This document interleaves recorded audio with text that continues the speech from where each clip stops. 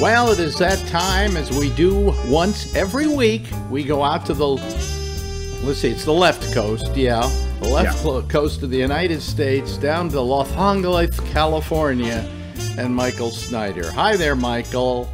Well, hi, Alex, and greetings, America. The summer solstice is past. We have more daytime hours. That doesn't mean we're not going to go to the movies, but after you hear what I've got in store in the film reviews, maybe you'll stay home. I don't know. Shall we get going? Yeah, let's get going. Okay, well, let's just start out by doing a little mea culpa here.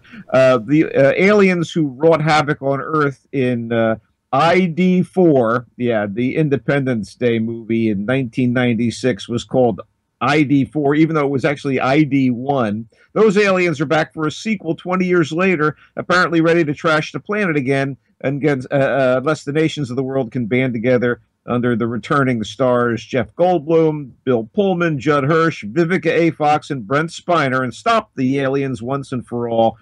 Okay, here's the mea culpa. Will Smith sat this one out, and so did the critics, who were not invited to an advanced screening. And I lead with this because it's the big budget blockbuster that's coming out this weekend, and people are like, whoa, how's Independence Day resurgence? Well, I can't tell you, because the studio apparently wanted us to be independent from having to give our opinions on this on the day it opened. Here's one thing I know. Liam Hemsworth is in it, but that's no mark of quality, as most moviegoers know. Now for the real reviews. The Free State of Jones stars Matthew McConaughey in an action drama set during the Civil War, and it tells the story of a defiant Southern farmer named Newt Knight, a real story from what I understand. This guy led an armed rebellion against the Confederacy. This is an important lesson from history that runs a little too long for its own good. Gary Ross directed this film. He's the guy behind Pleasantville, Seabiscuit, and the first Hunger Games, and he wrote the screenplays for all three movies and this one. He also wrote Big and Dave, so he's not a slouch, but this is a little much.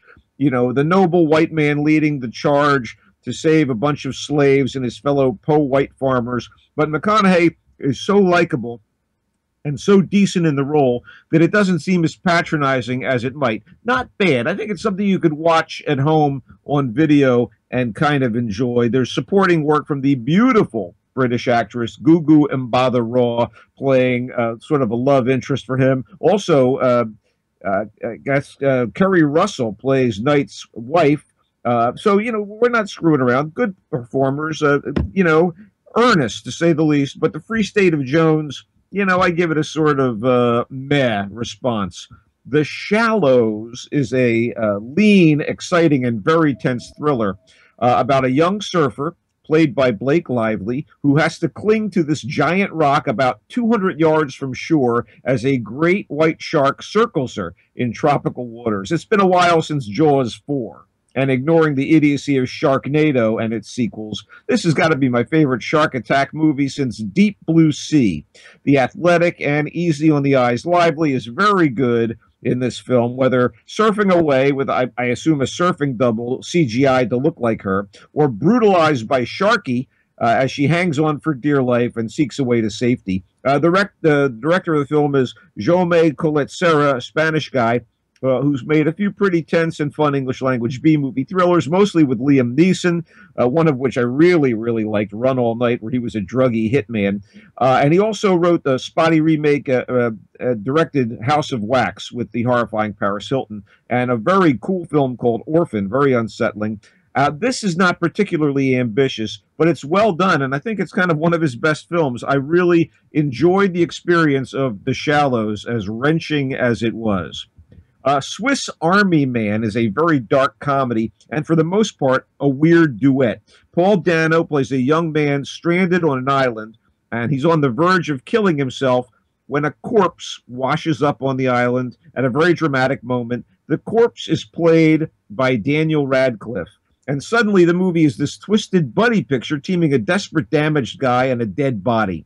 I mean, this is kind of cool, kind of crazy, freaky, and disturbing, but it's not for everyone. It's ambitious and surreal and sad and sometimes goofy, and the two lead actors are all in from start to finish. but it's also filled with jokes about bodily functions, some quite absurd, and these weird, odd leaps of logic to call attention to themselves in ways that don't quite work. Never as good as I hoped it would be at many turns. I mean, the corpse, played by Radcliffe, and he definitely is all in here. The corpse is filled with what seems like a never-ending amount of gas, and we revisit that a lot.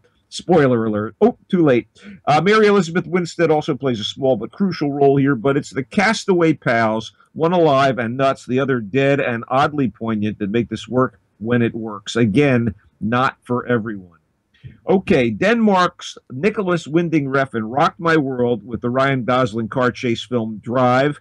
He's a good director, and he also directed Bronson and the great original version of Pusher, as well as the not-so-great Only God Forgives with Gosling. And now he's back directing Elle Fanning, Christina Hendricks, and Keanu Reeves, among others, in a freaky LA-based horror show about 3 beauty-obsessed women in the fashion industry.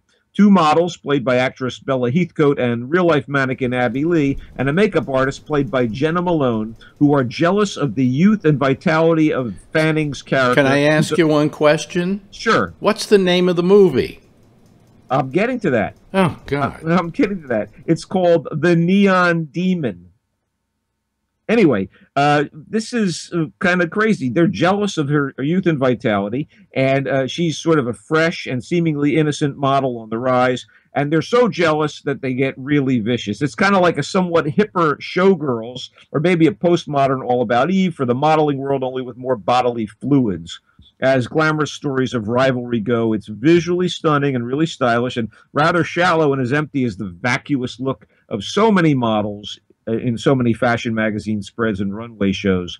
Fanning is definitely in our little girl is growing up mode, and she had the guts to appear in this craziness in skinny couture and less. Ultimately, it's occasionally lurid eye candy that's more midnight movie than high-toned art film, regardless of what Refn thinks he's doing. The Neon Demon. Okay, moving along, another independent art house type movie, Wiener-Dog, which is actually being released I guess, in streaming services as well. This is by the iconoclastic filmmaker Todd Solondz, who's best known for bleakly funny, borderline vulgar, and sometimes nightmarish examinations of suburban American life. I mean, this is the guy who did Welcome to the Dollhouse and Happiness, and that latter sequel, Life During Wartime. With Wiener-Dog, he revisits the main character of Dollhouse, Dawn Wiener, briefly. She's recast for this go-around with Greta Gerwig instead of Heather Matarazzo as the older Dawn, but she's not the main focus in what is basically a series of vignettes and character studies, all linked by the presence of the same female dachshund, at first called Wiener-Dog by a frail kid who survived cancer, but is brutalized by his mom's frank assessments of life and death, and then the dog is renamed by a parade of owners. They include a failed screenwriter, now teaching, played by Danny DeVito, an old woman approaching death, played by Ellen Burstyn, and, of course, like we said, the kids' parents are not the best parents. Julie Delpy is the mom. It's a good cast. And, you know, it's a film that wants to be about life and death and misfits and losers and weirdos in America. And, yeah, it has a few laughs, but it's pretty sour stuff. I think his fans are going to like it. And I'm really on the fence about it. I kind of wish it was better. Let's wrap up here because we've been through the mill. The Duel, another disappointment, kind of a tedious slog to a strangely convoluted Western about revenge, survival, and evil. It stars Liam Hemsworth, who is not a great actor. He plays a Texas Ranger who's looking into a series of murders in a small town, and the small town is led by, of all people, Woody Harrelson, as a vile, murderous, mesmerizing preacher. He's kind of the de facto town mayor and kind of a cult leader there. And, I kind of wish it was better, and I was very disappointed in it.